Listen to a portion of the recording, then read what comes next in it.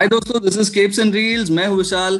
और आज जब स्नाइडर कट आ ही चुका है और इतना बवाल मचा ही चुका है, तो हम लोगों ने सोचा कि इस चीज को रिव्यू करने से अच्छा हम इस पे डिस्कशन करें। तो आज मेरे साथ है Saurabh and Omkar, who are the founding members of Capes and Reels, and we are going to discuss certain things about the Snyder cut, जो सवाल आप सबके मन में होंगे। So Saurabh, hi there. Hi Vishal.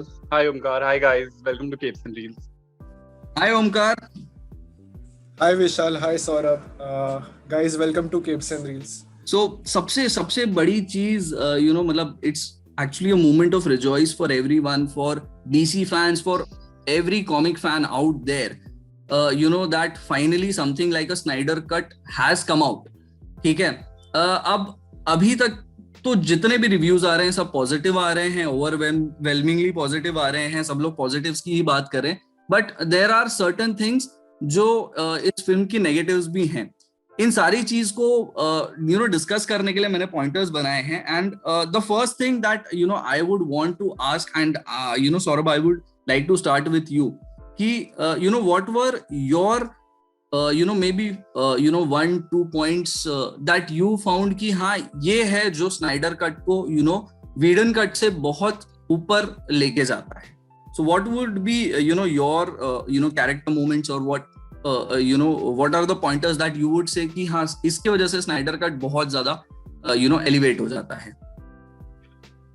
Thank you so much Vishal इस opportunity के लिए। And I think मेरा ही नहीं, I think दुनिया में अगर सबसे ज्यादा पॉपुलर सुपर हीरो कोई है तो वो है Batman. And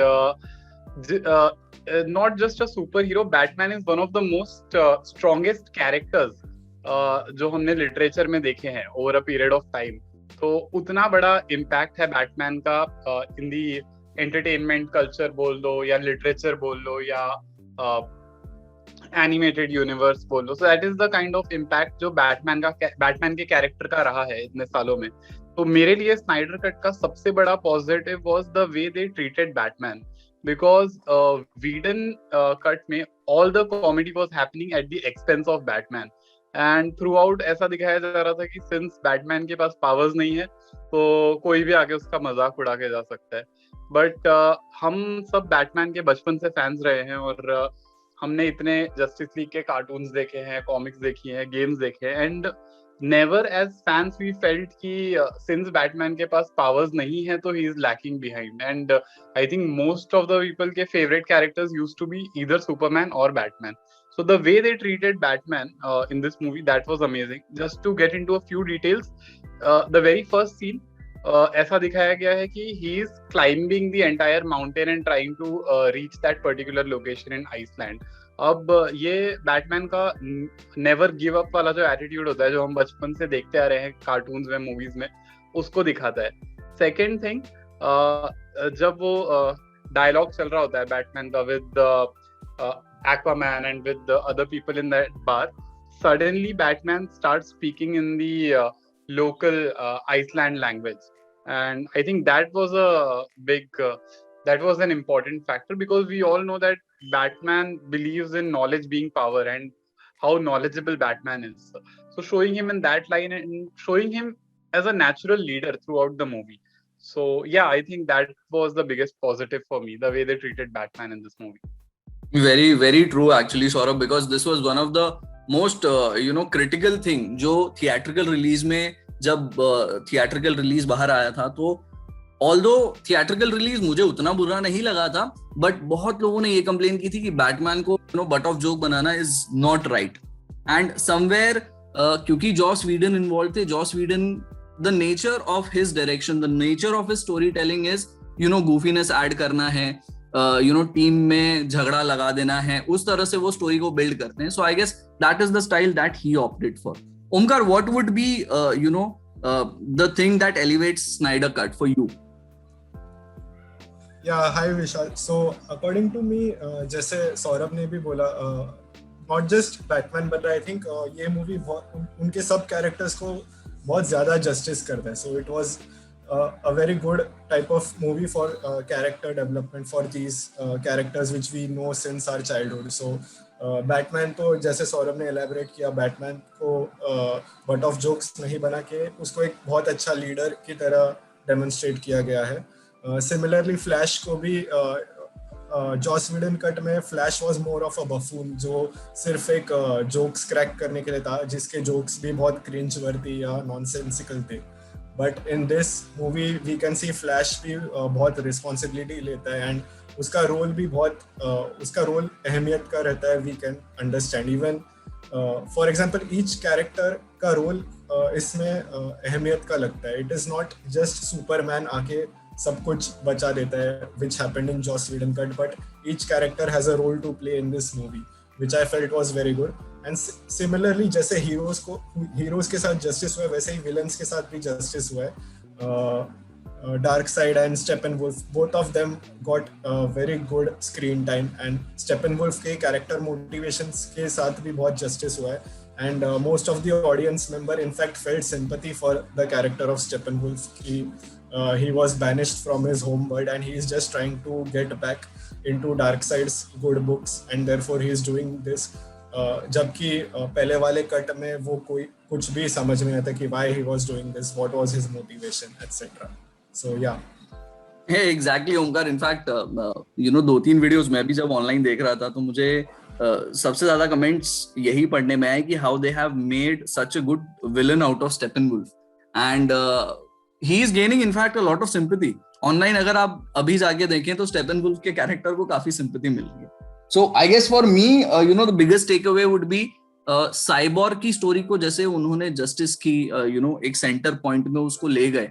I guess that was really very well done.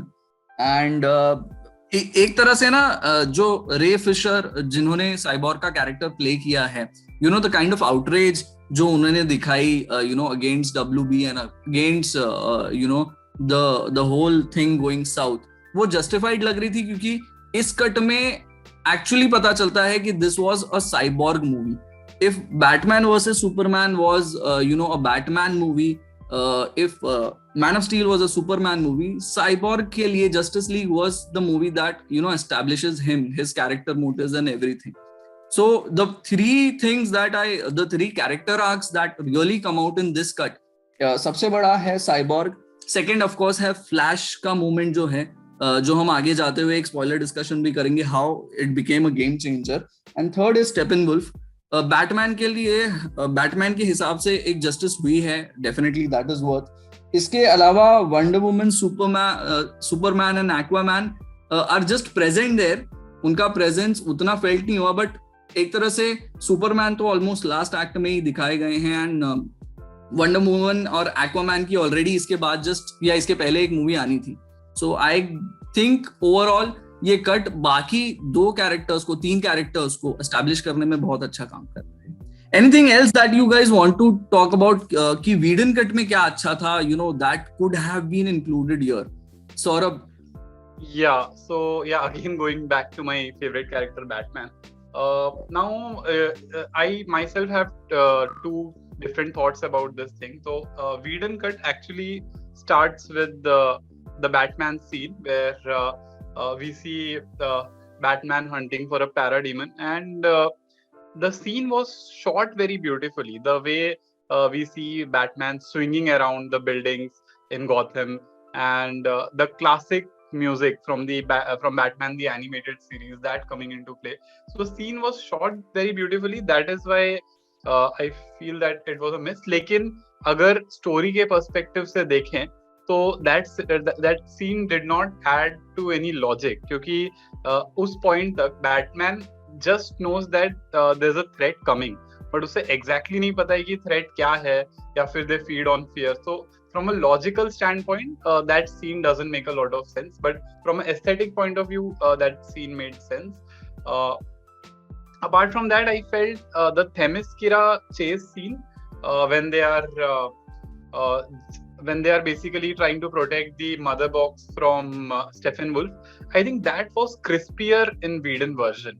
But yeah, these are just minor hiccups. But apart from that, I think this movie is 100 times better than the Whedon cut. नहीं, वो तो हरगिज है ही कि Whedon cut से काफी अच्छी है, बट या of course there are certain things जो वीडन कट से भी लिए जा सकते थे. Omkar, anything to add on this?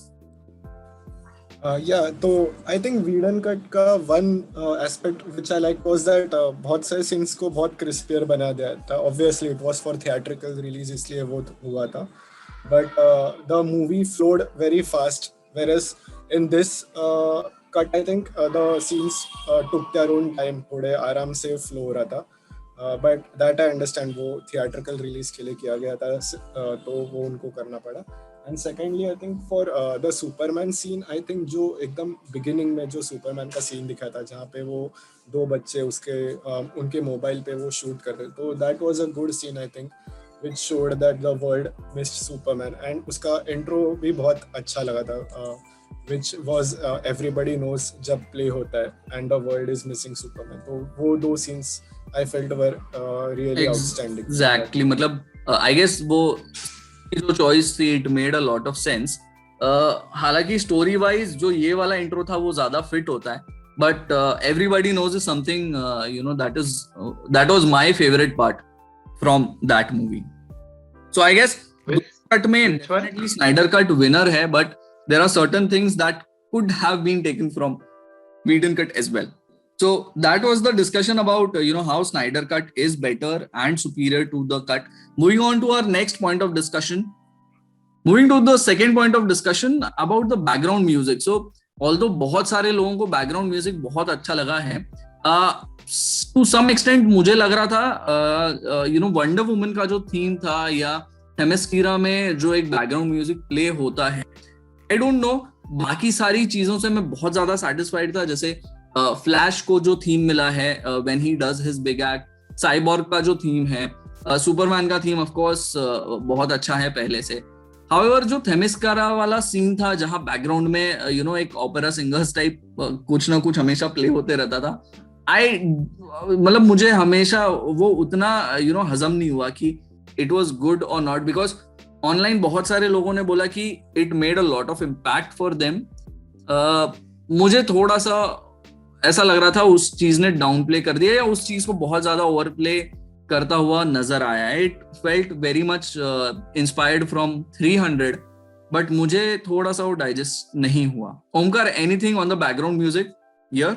Yeah, exactly. I think wonder woman का जो बैकग्राउंड म्यूजिक था वो एक थोड़ा खटक रहा था आई थिंक पूरे मूवी में. जब भी वो whenever wonder woman appears on the screen, एक वो स्क्रीम या लैमेंटेशन, सबटाइटल में लैमेंटेशन करके आ रहा था, तो एंशिएंट लैमेंटेशन करके जो म्यूजिक प्ले होता है वो एवरी टाइम जब वो अपीयर होते तब खटक रहा था. whereas I think the original was very good. I mean अगर उन्होंने सिर्फ वो हांस जिमर ने जो वंडर वुमन का म्यूजिक जो चेलो पे प्ले होता है वो अगर सिर्फ वही प्ले किया रहता है, it would have work perfectly. So I just think वो एक पार्ट मुझे अच्छा नहीं लगा, but otherwise I think justice league का जो मेन थीम था जो बहुत बार प्ले होता है I think through out the movie, वो बहुत ही आउटस्टैंडिंग था, हीरोइक था बहुत ही. एंड आई थिंक सुपरमैन का जब वो अपीयर होता है तो फ्लाइट जो मैन ऑफ स्टील का टीम का प्ले होता है, so that was also a very good. वो एकदम गूज़बम्पी बैकग्राउंड है आई गेस. या हांस जिमर को मतलब उसके लिए स्टैंडिंग ओवेशन मिलना चाहिए हर बार. राइट,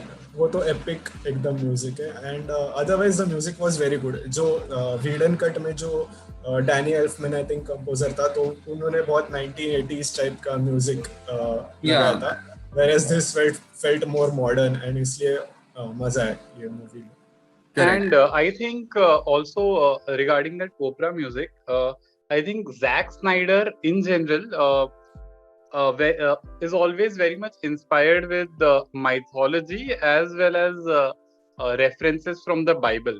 So I think एक और scene में जब Aquaman दोबारा he's going towards the water and those women in Iceland, they start singing some kind of prayer for Aquaman, because correct at the very beginning. Snyder, he sort of looks at superheroes as modern day gods.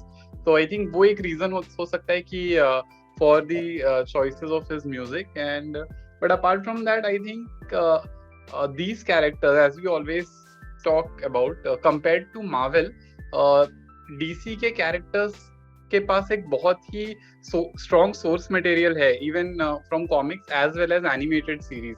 तो मुझे लग रहा है कि ये कहीं पर एक अपॉर्चुनिटी थी कि आप justice league the animated series का जो थीम म्यूजिक था उसको कहीं यूज कर सकते थे, या फिर this is something that they can leverage in future, because Batman, Superman and justice league ये तीनों एनिमेटेड सीरीज का टाइटल ट्रैक का म्यूजिक बहुत ही अच्छा था, तो वो कहीं यूज हो सकता है आगे चल के।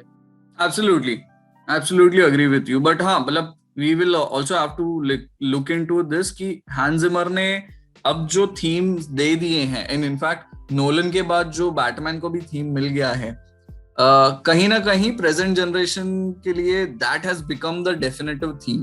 बोथ मैन ऑफ स्टील के लिए जो थीम हैंस जिमर ने दिया है, एज वेल एज बैटमैन के लिए जो थीम्स क्रिएट किए गए थे in Dark Knight, I guess ये काफी डेफिनेटिव बन गए। बट या एट द सेम टाइम जो पुराना बैटमैन है, I still remember the animated series का introduction of Batman is, I think the most amazing stuff that I've heard as a kid. So usko kabhi nahi bhulaya ja sakta. So guys, that was the discussion. We hope you enjoyed this discussion. For more reviews and analysis, you can definitely check out our channel. हमने इसके पहले भी बहुत सारे analysis किए हैं, reviews किए हैं. We have a segment called 30 seconds review where we try to give you the gist of कोई नई मूवी आई है, कोई नई सीरीज आई है, उसे आपको देखना चाहिए या नहीं देखना चाहिए, बट हम उसे आपको सिर्फ 30 सेकंड में बता देते हैं। सो आपका बहुत सारा टाइम सेव होगा इस चैनल पे। Please do subscribe to our channel. Thank you once again Omkar, thank you Saurabh for joining us in this discussion today. Thanks Vishal. Thank you Vishal. So with that we'll be signing off. Thanks for watching.